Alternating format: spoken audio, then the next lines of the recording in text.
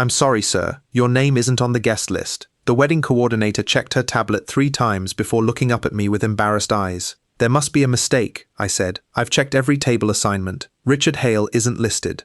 Through the glass ballroom doors, I could see my only son standing beneath a crystal chandelier, smiling beside his bride, while waiters carried champagne and a string quartet played.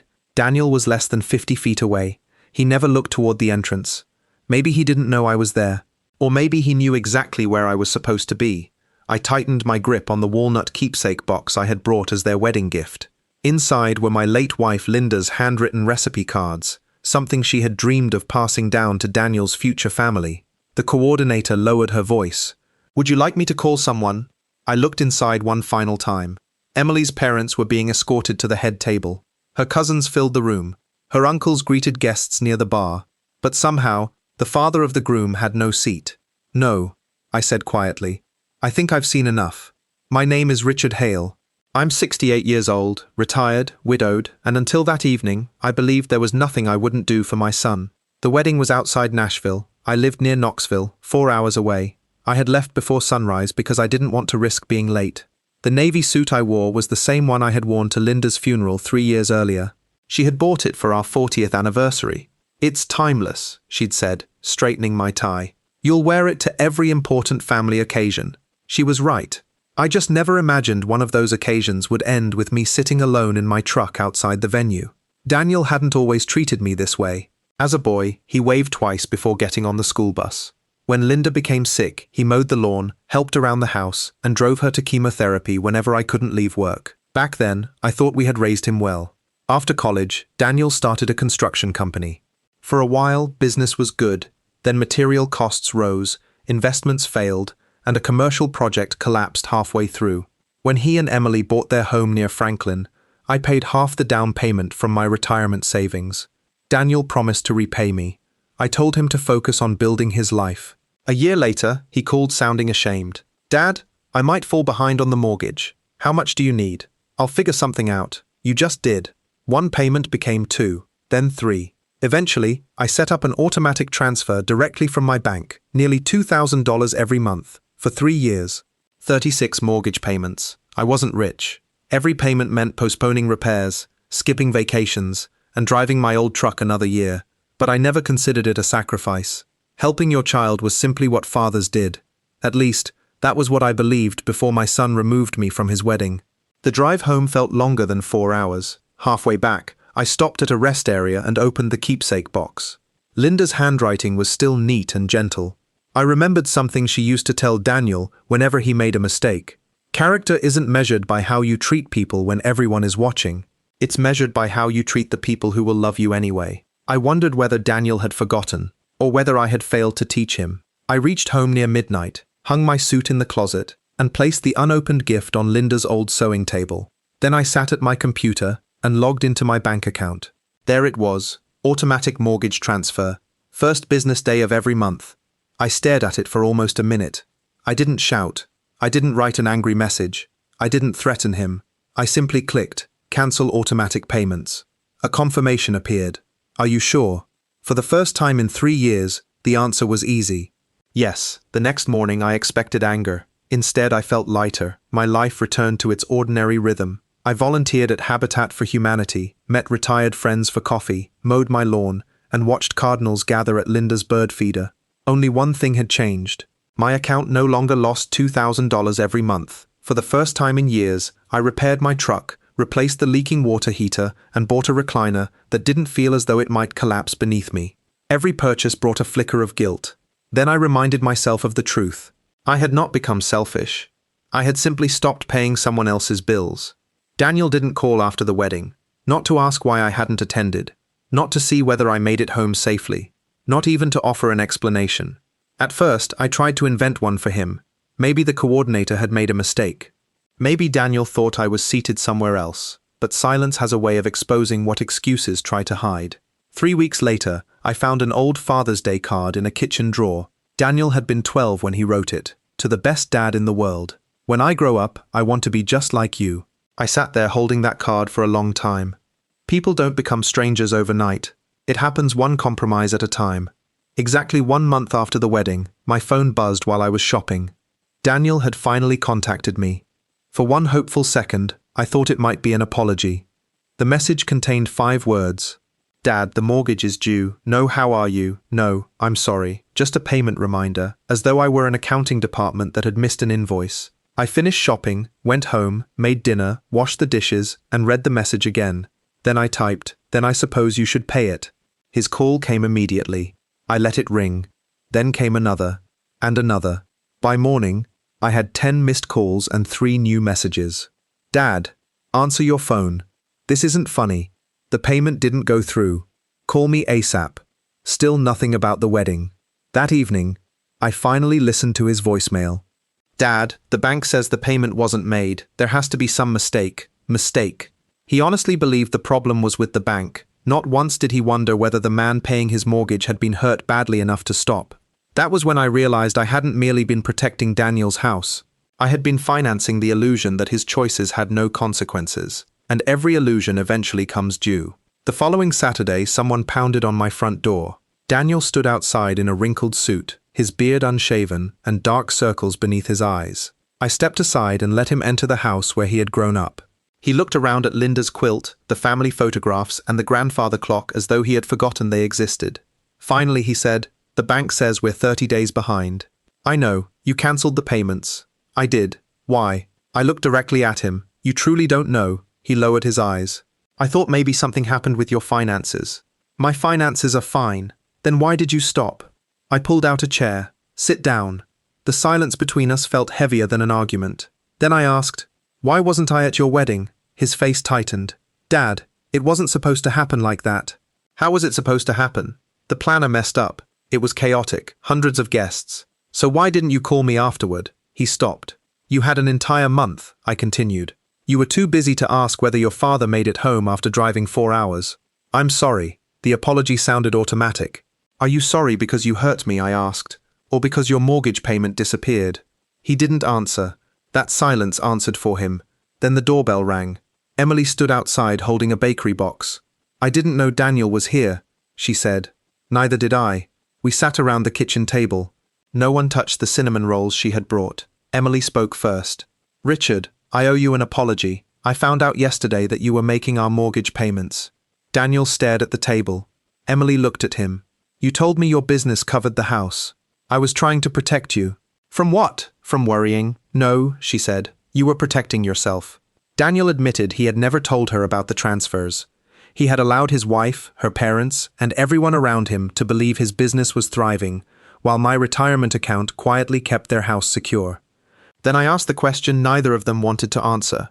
"Who decided I shouldn't attend the wedding?" "No one decided that," Daniel said quickly. I walked to my desk and returned with an envelope. Inside were printed emails and seating chart revisions. The wedding coordinator had mailed them to me 2 days after the ceremony, along with an apology. "Mr. Hale, you deserve to know this was not an accident." Emily unfolded the final seating chart. Near table 2, my name had been crossed out. Richard Hale. Beside it, someone had written, "Remove." A new name appeared underneath. Harold Whitman, Emily's father. She stared at Daniel. "You replaced your father with mine? It wasn't like that. There's an email from you approving it." Daniel's face went pale. Finally, he whispered, "Your father was helping pay for the reception. He wanted more family members near the front." My father didn't even know Richard was excluded. Daniel said nothing. I pointed to the page. "Do you know what hurts most? My seat existed. You gave it away." Emily walked onto the back porch in tears. Daniel remained at the table. "I didn't want to humiliate you," he whispered. "Then what did you want?" "I didn't want conflict. So you avoided conflict by sacrificing the one person you believed would forgive you anyway." He looked away. When Emily returned, she had spoken to her mother. "My parents thought Richard was sick," she said. "That's what you told me to say." One lie had protected another. Then she placed several credit card statements on the table. Luxury hotels, designer stores, golf resorts, expensive restaurants, nearly $4,000 at a jewelry store. Daniel tried to call some of it business spending, but eventually the performance collapsed. While I had been paying their mortgage, he had been spending his own money pretending to be successful. Expensive watches, vacations, country club memberships, anything that made him look like the prosperous businessman he wanted people to see. "I didn't want anyone thinking I couldn't provide," he admitted. Emily stared at him. "You didn't provide, your father did. Then Daniel looked at me. Are you going to let us lose the house? 3 years earlier, I would have reached for my checkbook before he finished the question. This time, I answered honestly. I don't know. I spent years preventing consequences. Maybe consequences can teach what I couldn't. The rest of the truth followed. Daniel's business was failing. Clients had not paid. Subcontractors were threatening legal action. Credit cards were nearly maxed out, and the company account could barely cover payroll. Have you told Emily any of this? I asked. He shook his head. She closed her eyes. I married a man, she whispered. I didn't know I married a performance. When they left, Daniel stopped at the door. Dad, I really am sorry. This time, I believed him. But regret and responsibility are not the same thing. Can we fix this? He asked. Broken trust isn't repaired with promises, it's repaired with choices. 3 days later, the bank called to confirm that my transfers had permanently stopped. Before hanging up, the loan officer mentioned that Daniel and Emily had requested a hardship modification. They were finally speaking to the bank instead of waiting for me to rescue them. That was progress. 2 weeks later, Daniel returned carrying a cardboard box. Inside were expensive watches, golf clubs, a designer briefcase, a tablet, and an espresso machine. I'm selling everything we don't need, he said. That's a start. He told me the bank had delayed foreclosure. If they made 3 consecutive payments, they could qualify for a modification. Can you make them? I asked. I don't know. For the first time in years, my son wasn't pretending, and strangely, that gave me hope. Emily sold her engagement ring and used the money to pay 2 credit cards.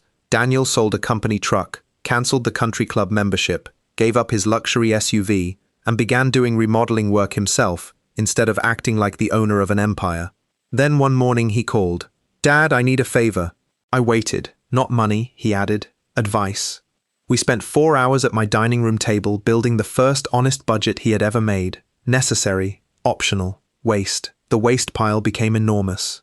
When we finished, Daniel asked, when you stopped paying, were you trying to hurt me? No, I was trying to stop hurting myself, he frowned. I thought love meant protecting you from every consequence. But every month I solved your problems. I gave you permission not to solve them yourself. He stared down at the budget. I never saw it that way. I know, neither did I. A week later, he took me to one of his job sites, a modest home belonging to an elderly widow. She smiled when he introduced us. Your son refuses to overcharge me, she said. He told me he would rather build trust than another invoice. Outside, I glanced at him. That's new. He nodded. I've been thinking about what Mom used to say. Character isn't measured by how you treat people when everyone is watching. I stopped walking. You remember. I remember everything, he said. I just forgot to live by it. That evening, he left a handwritten letter on my kitchen table. Dad, I kept wondering why you never yelled at me. Now I understand. Your silence gave me room to hear my own mistakes. I cannot undo what I did, or give you back the wedding you deserved. But I promise, you will never have to wonder where you stand in my life again. I want to earn your trust back, not buy it. Love, Daniel. I placed the letter inside Linda's walnut keepsake box. For the first time, it held something worthy of being kept. 3 months after the wedding, another invitation arrived. This one was written by hand. Dad, would you come to dinner Sunday? I already saved you a seat. I drove the same 4-hour highway in the same old truck, carrying the keepsake box beside me. When I reached Daniel's home, the luxury SUV was gone. The landscaping service signs had disappeared. Expensive patio furniture had been replaced with a wooden picnic table. The house no longer looked staged, it looked lived in. Emily opened the door and hugged me. Inside, my grandchildren ran toward me shouting, Grandpa. Then Daniel entered wearing jeans and a flannel shirt with sawdust on the sleeve. He handed me a framed photograph. It was their wedding portrait, but someone had carefully added me beside him. Not to erase history, but to show where I should have been. I know it isn't real, he said. No, it isn't. I can't change what happened, but that is where you always belonged. Then I hugged my son for the first time in years. Dinner was simple. Pot roast, mashed potatoes, green beans, homemade rolls, no chandelier, no caterers, no seating chart, just family. After dessert, Daniel stood and tapped his glass. I owe someone an apology. He looked directly at me. When I planned our wedding, I cared more about impressing people than honoring the man who spent his life taking care of me. The strongest man I know drove 4 hours to celebrate me, and I left him outside. The room fell silent. I will regret that for the rest of my life. Then he apologized to Emily's parents for blaming them for a decision they had never made. Her father crossed the room and shook my hand. I wondered where you were that day, he said. I should have asked harder. There was no anger left in me. Only sadness for time none of us could recover. Later, Daniel and I sat outside while the children played. The bank approved the modification, he said. We've made every payment ourselves. I know. How? I still have friends, he laughed. I almost asked you to start helping again. Almost? Then I realized that asking would prove I hadn't learned anything. I nodded. We'll pay off the house ourselves, he said, and when we do, I'm taking you on vacation. As long as it's round trip. For a moment, he stared at me. Then we both laughed harder than we had in years. Before I left, Daniel rested a hand on my truck door. I used to think success meant owning a bigger house, he said. Now I think success is having the people you love still willing to answer the phone. Don't waste that lesson. I won't. When I returned home, I opened the walnut box. Inside were Linda's recipe cards, Daniel's letter, and the new family photograph. I didn't keep the photograph because it erased the pain. Nothing could. I kept it because forgiveness doesn't erase the past. It gives the future a chance. Linda used to say families are not held together by perfection. They are held together by humility. Someone must find the courage to admit they were wrong, and someone else must find the courage to forgive. Sometimes love means helping. Sometimes it means letting go. And sometimes the greatest gift a father can give his son is finally allowing him to stand on his own.